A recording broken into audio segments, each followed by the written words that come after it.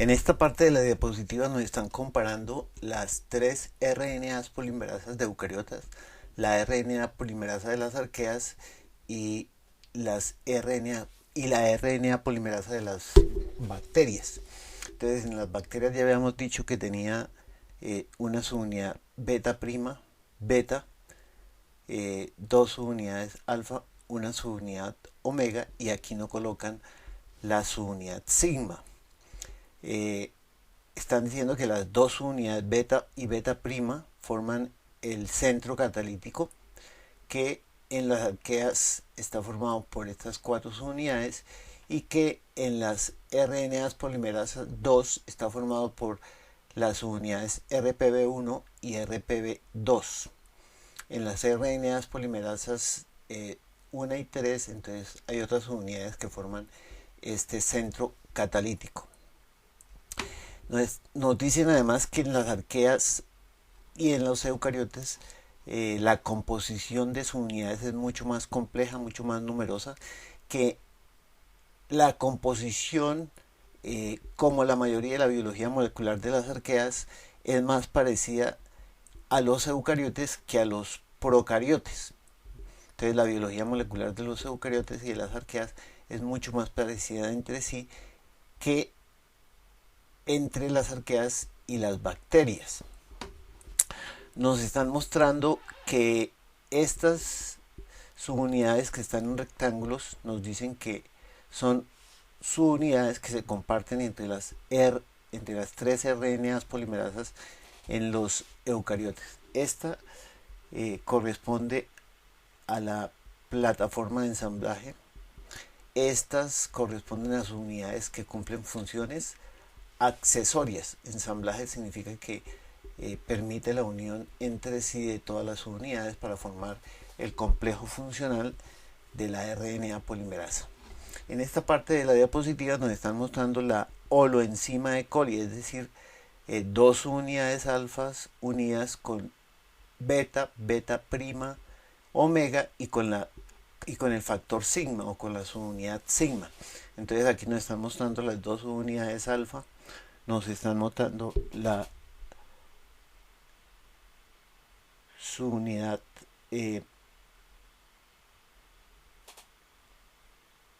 beta y beta prima, la subunidad omega y el factor sigma. Nos están mostrando dónde está el sitio activo, entonces nos lo pintan en la subunidad beta.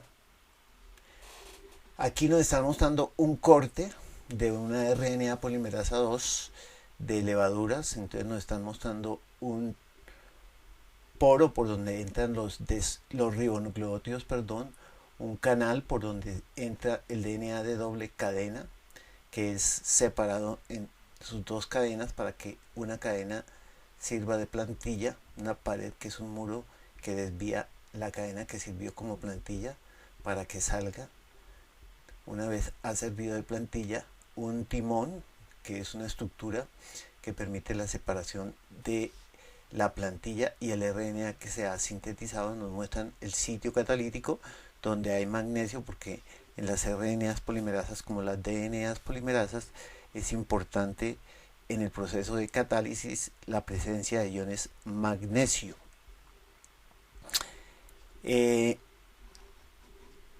Las RNA polimerasa en los procariotes, la subunidad sigma reconoce unas secuencias que se encuentran corriente arriba. Entonces, menos 10 significa que es más o menos 10 nucleótidos hacia el extremo 5' del primer nucleótido que se transcribe. Eso se llama corriente arriba. Entonces, aquí alrededor del nucleótido menos 10 está una secuencia que se llama la secuencia de menos 10. Y alrededor del nucleótido menos 35 está una secuencia que se llama la secuencia de menos 35. Analizaron diferentes genes, entonces en el operón triptófano, en el gen que codifica para el RNA de transferencia de tirosina, etcétera, diferentes genes, y encontraron que no siempre la secuencia de menos 35 era idéntica en todos, pero había algunos nucleótidos que se presentaban con mayor frecuencia. Lo mismo en la secuencia de -10, había unos, por ejemplo, este primer nucleótido es timina, aquí es guanina, pero en la mayoría el primer nucleótido es timina, o sea que por consenso el primer nucleótido es timina. Entonces, en las secuencias de -35 y de -10 se establecieron que había unas secuencias consenso, porque en la mayoría de las veces este nucleótido era timina, este era adenina, timina, adenina, adenina, timina, aunque no siempre era así. Además, a partir del primer nucleótido que se transcribe, había entre el primer nucleótido que se transcribe y la secuencia de -10 una región espaciadora que en algunos casos era de 7 nucleótidos, de 6 nucleótidos, de 7 nucleótidos. Lo mismo entre la secuencia de -10 y de -35 había una cantidad de nucleótidos que las espaciaban, que en algunos casos eran 17, 16, 17, 16, 17 nucleótidos.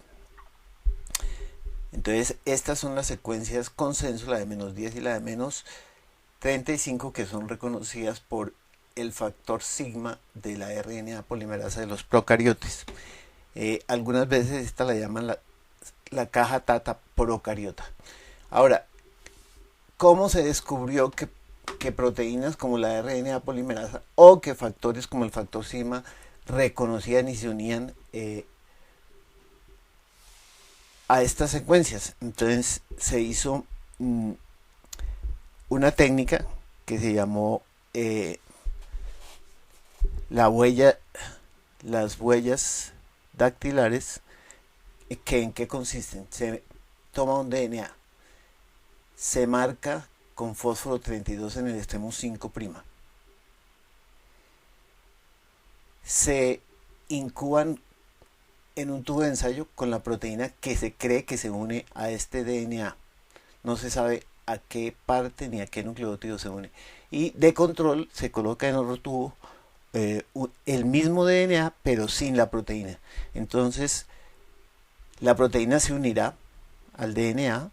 Posteriormente esos DNAs en ambos tubos se cortan con una enzima que es la DNasa 1 pancreático. Entonces la DNasa 1 pancreático corta a veces aquí, a veces aquí no, aquí sí, aquí no, y corta aquí, aquí no, aquí no, aquí no, y corta aquí.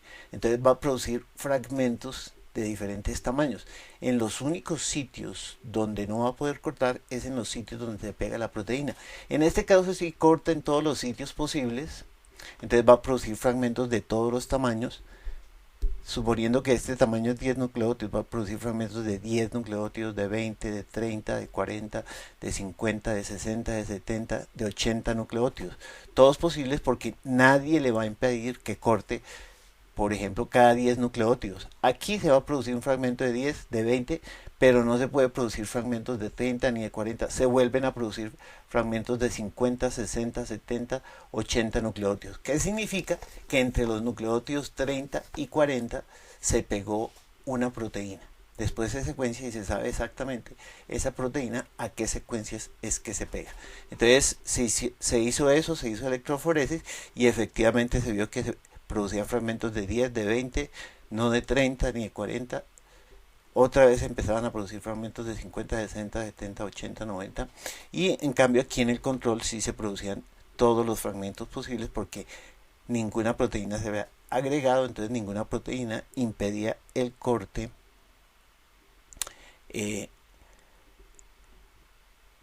del DNA.